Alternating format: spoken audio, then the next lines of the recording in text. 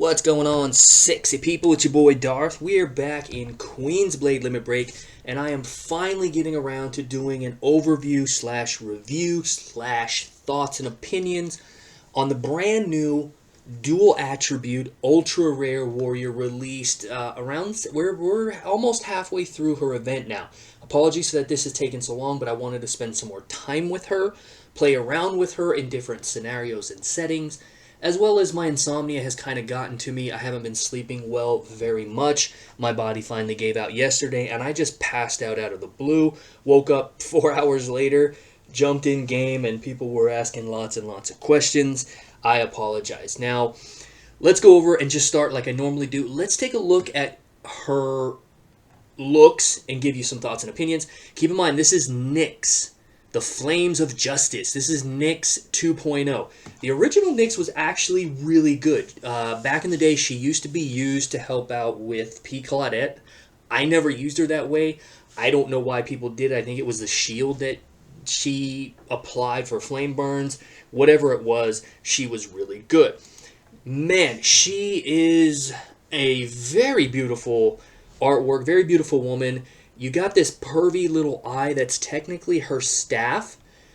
He's got a nice little eye looking at her like he's infatuated with. He's actually in love with her. You notice his eyes are not where most eyes are or should be.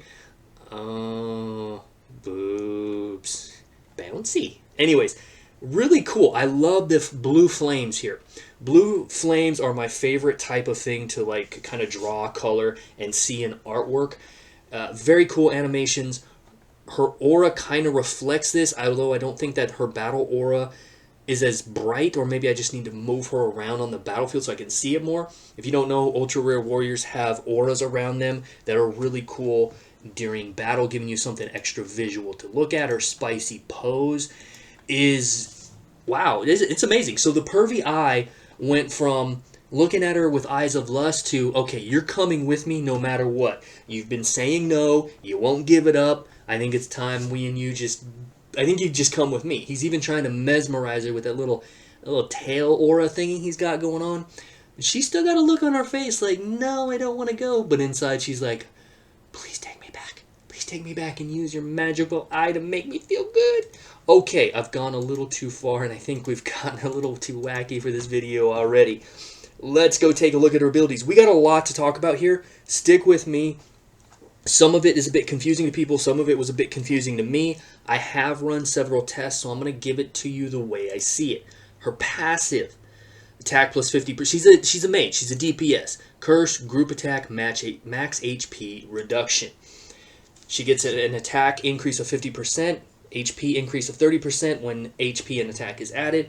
She also self-increases continuous damage. Now, Curse is continuous damage. Poison, I want to say, is continuous damage as well, which makes this even more potent and deadly because poison should not be subject to continuous damage because it's already extremely powerful. Now, this is where things get interesting and a bit confusing for people. Her passives. Her extra passives on her passive. When an enemy is inflicted with Curse, there's a 60% chance to inflict Hellfire Curse.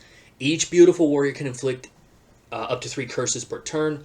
Also, when the enemy is inflicted with poison, there's a 60% chance to inflict Hellfire Poison. Each beautiful warrior can inflict up to a maximum of 3 in one turn. The effect is only applied if is on the battlefield. So at first people thought that this was an aura that she just automatically gave allies as a support mage the ability to inflict poison and curse. That's not entirely true, okay? In order for this to work, in order to inflict Hellfire, Curse, and Poison, she is giving allies the ability to do that, but in order for that to actually trigger, the enemy already has to have Curse. I finally figured it out. It took me a minute to get it, and a lot of rewatching video. She already has to have Curse in order for a beautiful warrior to be able to inflict Hellfire, Curse, and she already has to have Poison inflicted in order to trigger Hellfire Poison. This has a unique dynamic when it comes to whether or not you use this warrior on her own with a team of non-dual attribute warriors or non-people who inflict curse and poison. And we're going to go over some numbers here at the end of the video. So, as long as poison and curse is inflicted, your allies have a chance to inflict Hellfire Curse and Hellfire Poison. Hellfire Curse basically means that the target receives curse damage increased by a 10%. At the end of the turn, it resolves, it's removed, consumed. The user loses 70% of their attack as HP. Can stack up to 5 times. This is super powerful. Really, really powerful. 70% of your attack? I think this may be overtuned a little bit. Hellfire Poison. Take poison damage plus 10%. At the end of each turn, it actually resolves. You will lose 7% of a maximum HP. Keep in mind, poison is already very powerful. It can stack quite high when used with the right team comp. That's why we use them in boss fights, in particular. But poison is 5% maximum HP. Hellfire Poison is 7% of your maximum HP and can stack 5 times. Still has a cap of 1,000%. It's still really, really powerful. This is where this particular warrior is going to shine in terms of damage. Because outside of that, she doesn't have a whole lot of damage. We'll talk about that more in a second. Her turn 1 ability inflicts curse onto random enemies, then deals 120% magic damage. 50% chance to inflict 1 poison, otherwise inflicts curse. So here you're already starting off on turn 1 by inflicting curse so that you can give your allies the ability to start inflicting Hellfire Curse and poison and vice versa. Miasma Flame. This is a weird ability. It doesn't say that it triggers on turn 1, but it does. When inflicted with poison, except through miasma, obtain 1 curse. When inflicted with curse, except through miasma, obtain 1 poison. The poison and curse inflicted by the effect cannot be triggered again. Lasts for 2 turns. Basically, on turn 1, she's applying Miasma Flame on 2 random enemies. I thought it was only 1, but it's 2 random enemies. Okay. Deals 120% magic damage to all enemies. I do not see Miasma Flame being applied in my battles to all enemies, so I'm still not sure how this is applied. It seems to be random when chosen, so it's just a weird ability I'm still experimenting with, but basically, when inflicted with poison, other than through my miasma, which I thought was this ability here, Azure Hellfire, but it's not. So I'm still a little confused by Miasma Flame, but basically, after she takes her turn 1 ability, I see this effect applied. So, if being inflicted by poison, think of it this way, by somebody other than her, this actually triggers. So you're stacking up bug. Now, Infernal Temptation is her turn 2 ability with a 4-turn cooldown. She actually goes in and inflicts, reduces the maximum HP of all enemies by 110%, leaving at least 30% of their maximum HP, and it lasts for 2 turns, okay? Triggers Infernal Temptation. Basically, Infernal Temptation, after the enemy takes an action, this is a AoE, okay? It's a very cool animation. Every one of her animations is top-notch. From the flame bird that she puts on the enemies to the auras that she puts on the ground on this ability. Infernal Temptation, after the enemy takes action, this beautiful warrior would trigger one of the following at random. Hellfire Curse. Use 1. I'm confused by this. It doesn't seem to be consuming Hellfire Curse, but it could be. Or it could also mean 1 use. She will deal fixed damage equal to 40% of attack when an enemy takes an action. Okay, this actually can be quite powerful because it's fixed damage. Now, she also has a random chance, if she doesn't trigger Curse, she will trigger Hellfire Poison. She'll either consume or use 1 and deal fixed damage equal to 40% of attack. So it's basically the same. The issue, or it really doesn't matter at first when you first read this. She'll deal 40% of attack at random, but the difference comes in is whether or not she inflicts a curse or poison. You want her to inflict poison because it's more damage, because it's an HP burn. It's random, it's out of your control. And this is just, again, reiterating what Hellfire Poison and that is. So this is the turn 2 ability. She consumes HP. When I was looking at this, it doesn't really seem to be reducing their overall HP, even though it does remove their maximum HP. Through testing on bosses, you can't really see it because they have an infinite health pool.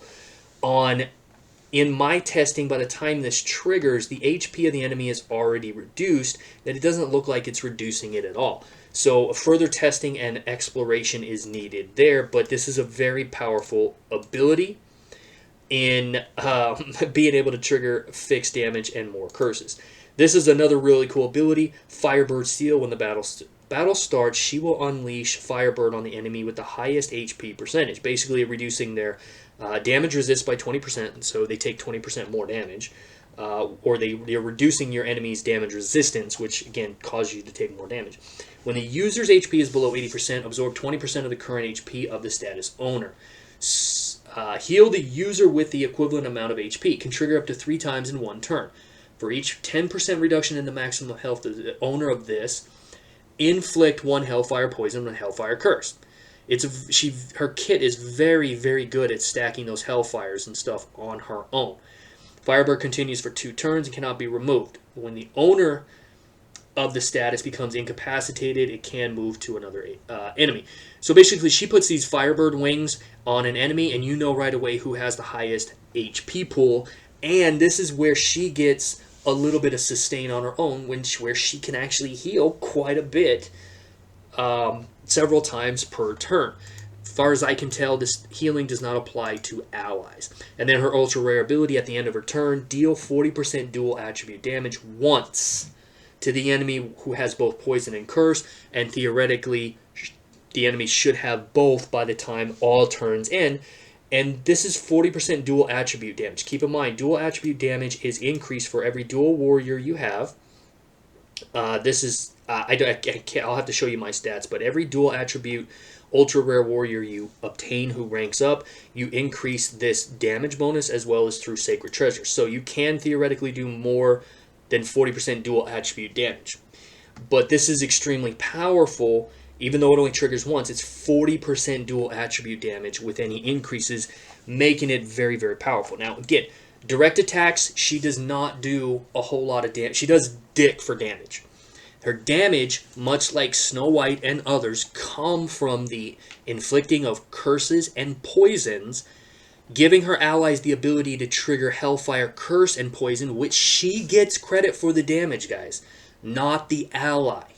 This is one thing that people have to understand. It's the same thing with Snow White. Snow White is getting credit for damage that her allies are helping her get. She's not actually doing as much damage as stated.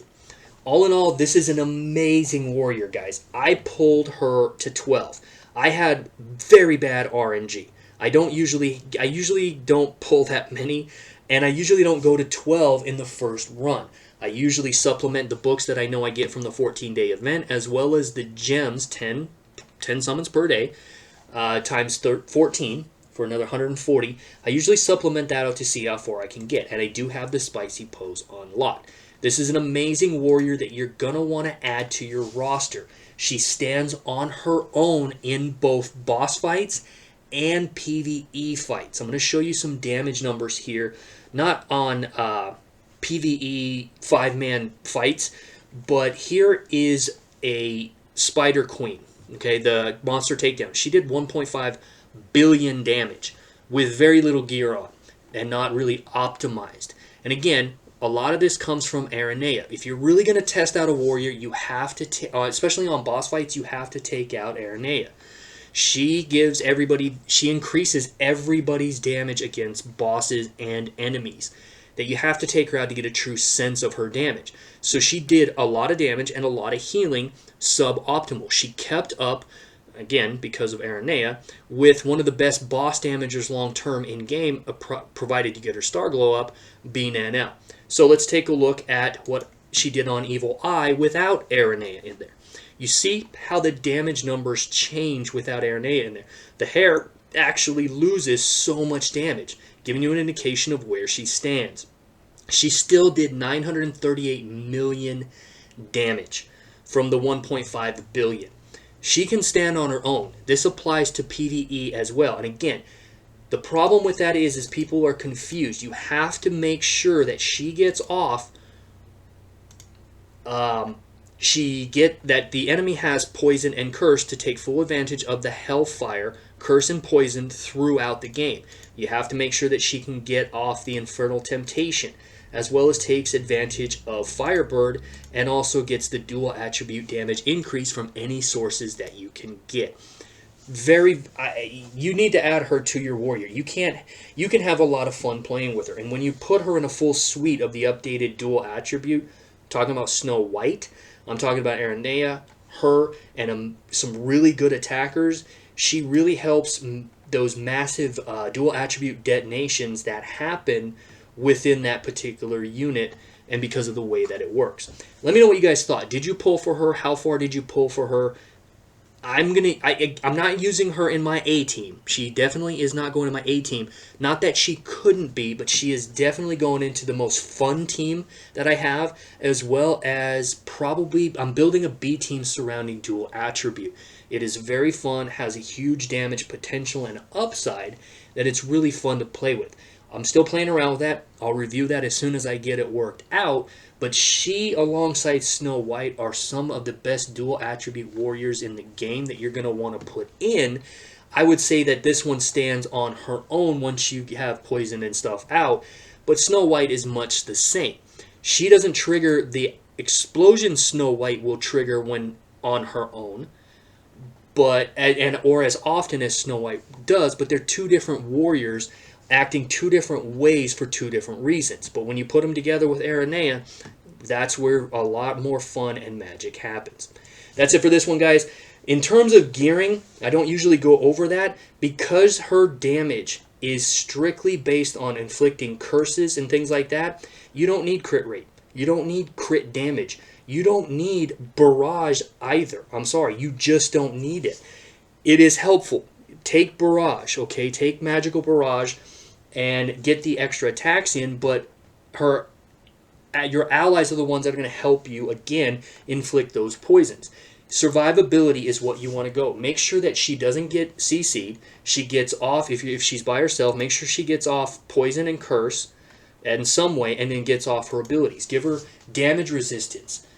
Give her immobilization resistance. She doesn't need attack. Give her HP and defense and stuff like that, because she's not doing much damage from direct attacks. It's all from the poisons and curses, making her very easy to build for and very easy to throw gems on when it comes down to it. That's the beauty. That's another beauty of this particular warrior. That's it. That's all I got for this one, guys. Like, comment, and subscribe. Let me know when you thought in the comments section how you're using her, how you plan to use her. Is she just fun? What do you think of her look? And her little creepy eye friend? See you in the next one.